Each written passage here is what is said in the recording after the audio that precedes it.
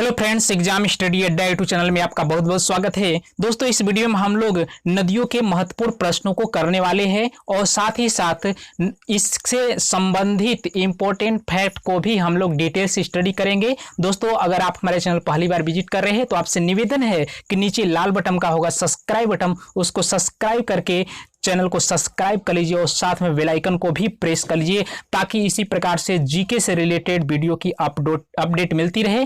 दोस्तों, अगर वीडियो आपको अच्छी लगे तो इस वीडियो को लाइक बटन दबा करके चैनल वीडियो को लाइक जरूर करें। दोस्तों, आइए स्टार्ट करते हैं प्रथम प्रश्न की तरफ से।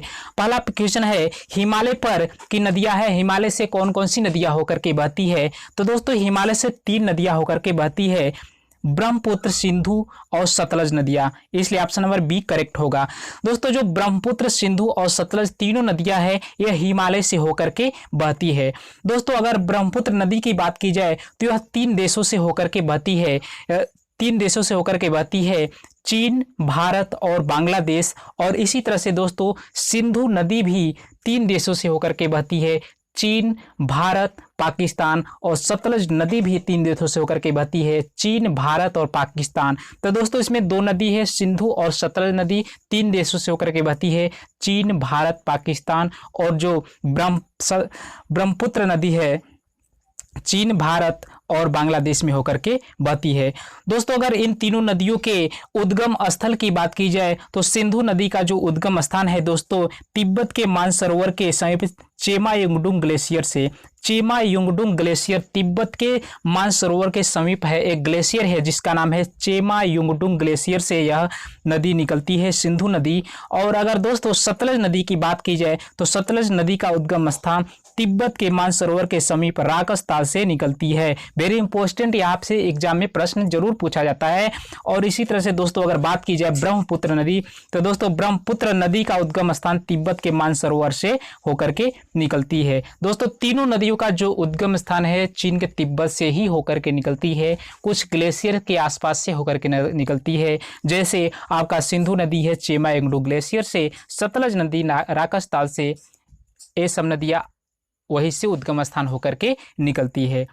दोस्तों, नेक्स्ट क्वेश्चन है, सिंधु नदी की लंबाई उतनी ही है जितने ब्रह्मपुत्र की लंबाई है, लंबाई कितनी है? तो दोस्तों, option number B correct answer होगा, यानी कि 2900 किमी। यानी कि सिंधु नदी की लंबाई उतनी है, लगभग उसके ही बराबर हम मान सकते हैं जितनी कि ब्रह्मपुत्र नदी की लंबाई है।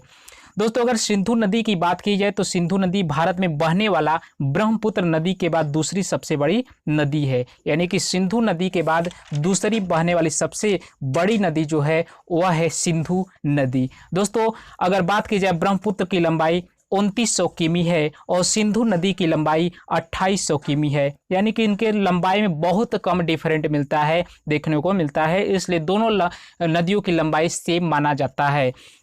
जबकि सतलज नदी की अगर बात की जाए, सतलज नदी की लंबाई 1500 किमी है। और दक्षिण भारत की सबसे लंबी नदी अगर पूछा जाए तो दोस्तों गोदावरी नदी है। दक्षिण भारत की जो सबसे लंबी नदी है गोदावरी नदी है, जिसकी लंबाई 1465 किमी है। तो दोस्तों, ये सब जितने भी फैक्ट्स है बहुत ही इंपॉर्टेंट, यहाँ से एग्जाम में बहुत बार प्रश्न बनता है, इसलिए इसको भी याद रखिएगा। नेक्स्ट क्वेश्चन है, विश्व का सबसे बड़ा नदी माजुली का निर्माण करने वाली नदी कौन सी है? तो दोस्तों, जो माजुली है एक प्रकार की द्वीप है, विश्व की सबसे बड़ी द्वीप माजुली नदी द्वीप है, जो आपके ब्रह्मपुत्र नदी पर स्थित है। ऑप्शन नंबर डी इसका क्या होगा? करेक्ट होगा। दोस्तों, अगर असम की बात की जाए तो असम जो है यह एक प्रकार की सबसे बड़ी नदी द्वीप के रूप में क्या हो सकी है? उभर चुकी है। दोस्तों, अगर इसी तरह से बात की जाए कि ब्रह्मपुत्र नदी, जो माजुली नदी द्वीप है दोस्तों, यह ब्रह्मपुत्र नदी पर स्थित है। दोस्तों, अगर ब्रह्मपुत्र नदी की बात की जाए तो ब्रह्मपुत्र नदी 3 देशों से होकर के बहती है। कौन कौन से होकर के बहती है? चीन, भारत और बांग्लादेश, 3 देशों से होकर के बहती है। वेरी मोस्ट इंपॉर्टेंट, चीन, भारत और बांग्लादेश। और ब्रह्मपुत्र नदी को 4 नामों से जाना जाता है, यहाँ से भी एग्जाम में बहुत बार प्रश्न बनता है।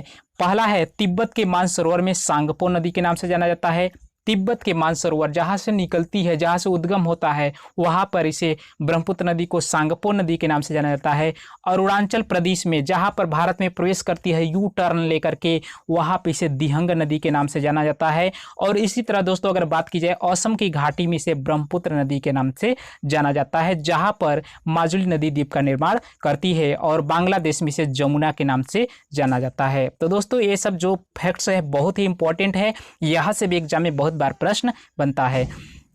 नेक्स्ट क्वेश्चन है दोस्तों, भारत की बृहत्तम नदी कौन सी है? कौन है? फर्स्ट ऑप्शन है गोदावरी नदी, सेकेंड ऑप्शन है कृष्णा नदी, थर्ड ऑप्शन है महानदी, फोर्थ ऑप्शन है गंगा नदी। तो दोस्तों भारत की जो सबसे बृहत्तम नदी के रूप में जानी जाती है उसका नाम है गंगा नदी। गंगा नदी इंडियन रिवर के नाम से जाना जाता है।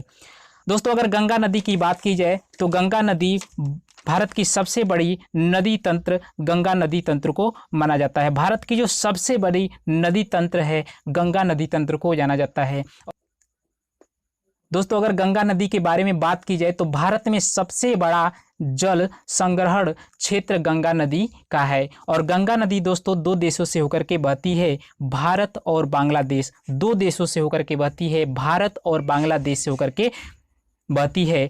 दोस्तों अगर गंगा नदी का निर्माण के बारे में बात की जाए तो गंगा नदी का निर्माण उत्तराखंड के दो धाराओं के मिलने से होता है, भागीरथी और अलकनंदा नदी। भागीरथी और अलकनंदा नदी दो धाराएं जब आपस में मिलती है, कहाँ पर? विष्णुप्रयाग में जाकर के दोनों धाराएं मिलती है तो उसकी संयुक्त धारा को गंगा नदी के नाम से जाना जाता है। दोस्तों अगर भागीरथी नदी के बारे में बात की जाए तो भागीरथी नदी उत्तराखंड के उत्तरकाशी जिले में गोमुख के निकट गंगोत्री ग्लेशियर से निकलती है। लेकिन अगर अलकनंदा नदी की बात की जाए तो अलकनंदा नदी यह भी उत्तराखंड के सतोपथ ग्लेशियर से निकलती है।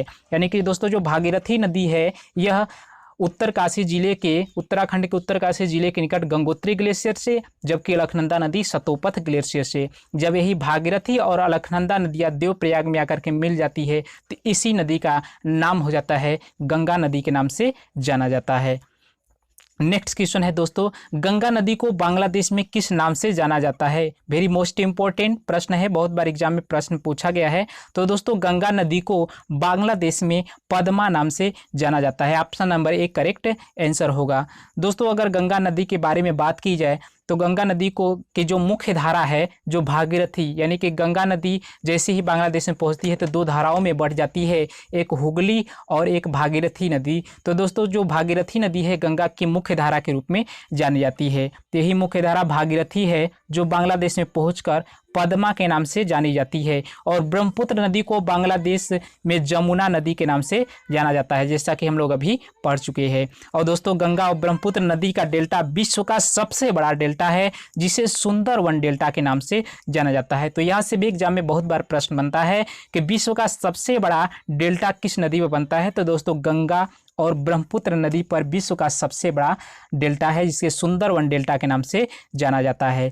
दोस्तों अगर सुंदरवन डेल्टा के बारे में बात किया जाए, वहाँ पर पाए जाने वाले जंगलों में सुंदर वन की बहुलता पाई जाती है। और सुंदर के डेल्टा के विस्तार में हुगली नदी से लेकर के मेघना नदी का है। और सुंदर वन का जो डेल्टा होता है मैंग्रोव वनों के लिए क्या है? बहुत प्रसिद्ध है। मैंग्रोव वन के लिए जो बहुत ही प्रसिद्ध होता है, क्योंकि सुंदर वन का डेल्टा समुद्र के भूभाग में डूबा रहता है।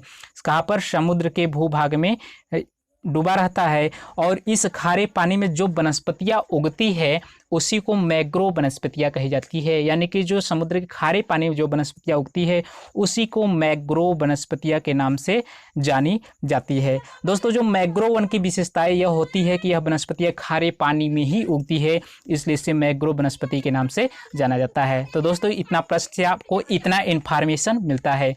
नेक्स्ट क्वेश्चन है, निम्न में किस नदी को बिहार की शोक नदी के नाम से जाना जाता है? तो दोस्तों बिहार की शोक नदी को कोसी नदी को बिहार की शोक नदी के नाम से जाना जाता है। Option number B correct answer होगा।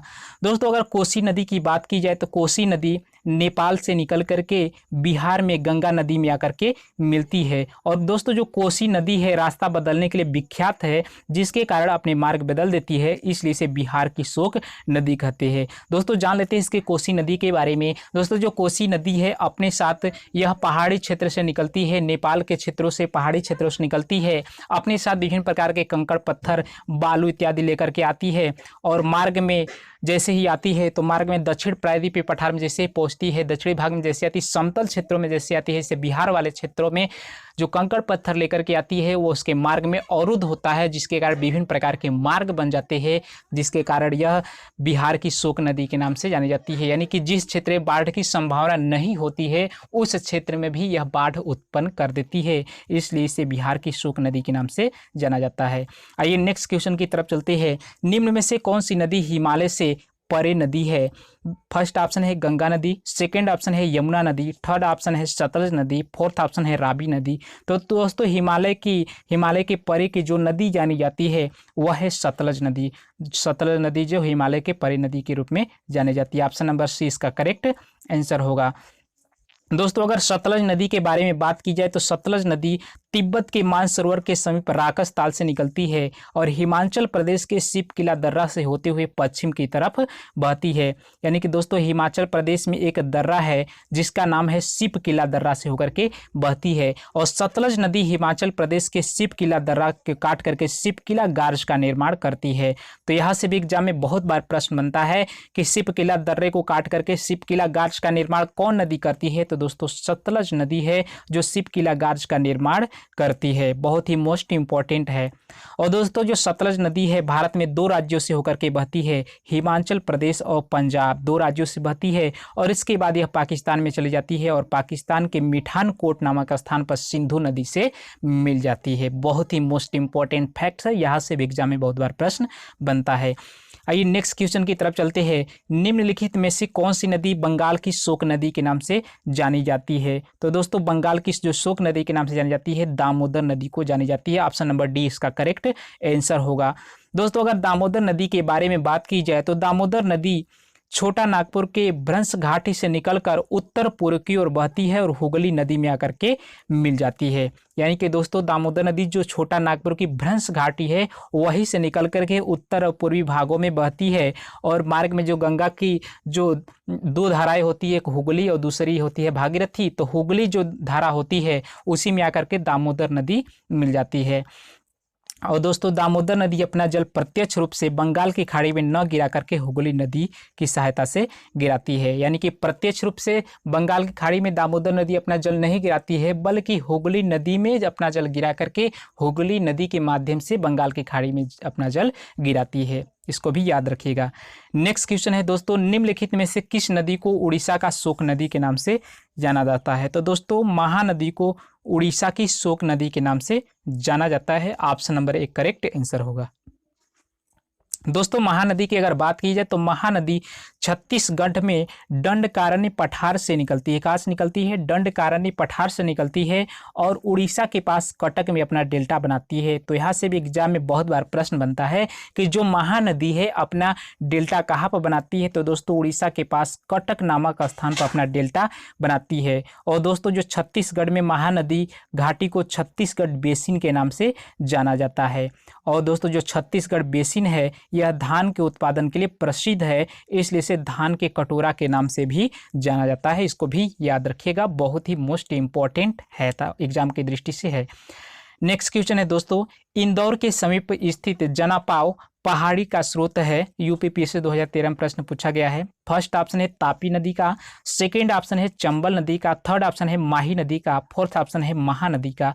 तो दोस्तों इसका option number B correct answer होगा, चंबल नदी का। इंदौर के समीप स्थित जनापाव पहाड़ी का जो स्रोत है वह चंबल नदी पर स्थित है। Option number B correct answer होगा।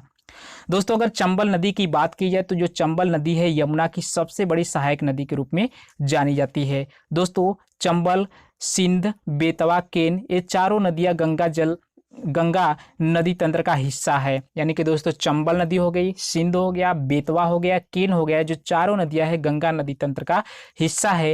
ये चारों नदियां अपना सीधा जल गंगा नदी में ना गिरा करके यमुना नदी की सहायता से गिराती है। दोस्तों यमुना नदी में आकर के मिलती है, यमुना के माध्यम से अपना जल यह गंगा नदी में गिराती है। और दोस्तों जो चंबल, सिंध, बेतवा, केन नदियां है प्रायद्वीपीय पठार के अंतर्गत मालवा के पठार से निकलती है। वेरी मोस्ट इंपॉर्टेंट, यानी कि जो चारों नदियां है चंबल, सिंध, बेतवा, केन, ये जो नदियां है यह प्रायद्वीपीय पठार के मालवा के पठार से होकर के निकलती है। तो दोस्तों आज के वीडियो में बस इतना ही। दोस्तों अगर यह वीडियो आपको अच्छी लगी है तो इस वीडियो को लाइक बटन दबा करके लाइक कर दीजिए। अगर आप हमारे चैनल पर पहली बार विजिट कर रहे हैं तो नीचे लाल बटन का सब्सक्राइब बटन दबा करके चैनल को सब्सक्राइब कर लीजिए और साथ में बेल आइकन को भी प्रेस कर लीजिए ताकि इसी प्रकार से जीके से रिलेटेड वीडियो का अपडेट मिलती रहे। दोस्तों इस वीडियो को अपने फ्रेंड्स सर्किल के बीच जरूर शेयर करें और कमेंट करके जरूर बताइए यह वीडियो आपको कैसा लगा। दोस्तों फिर मिलेंगे एक नए वीडियो के साथ, तब तक के लिए धन्यवाद। Thank you.